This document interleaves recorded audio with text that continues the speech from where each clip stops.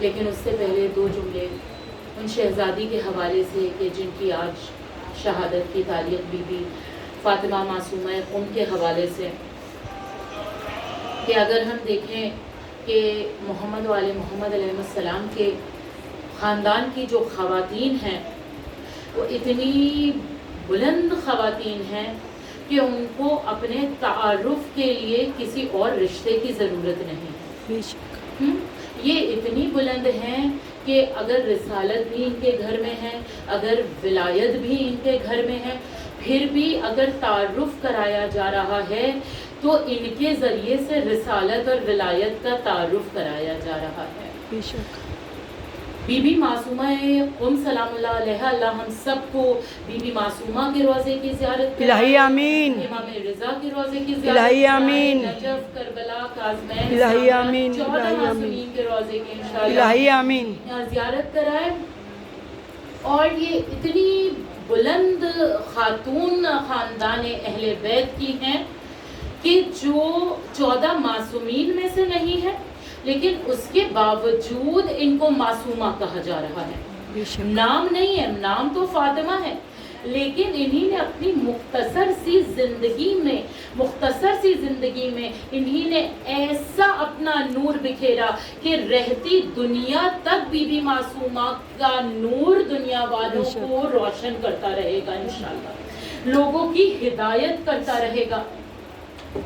میں جب جناب فاطمہ زہرا سلام اللہ علیہا کے فضائل پڑھتی ہوں تو میں یہ ضرور پڑھتی ہوں کہ ہم سب جانتے ہیں کہ ایک مدینہ منورہ میں مسجد رسول میں ایک جگہ ہے کہ جس کو رسول اللہ نے کہا میرے ممبر اور گھر کے درمیان کی جگہ ہے، جس کو اللہ نے کیا بنا دیا ہے، جنت کا باغ بنا دیا ہے.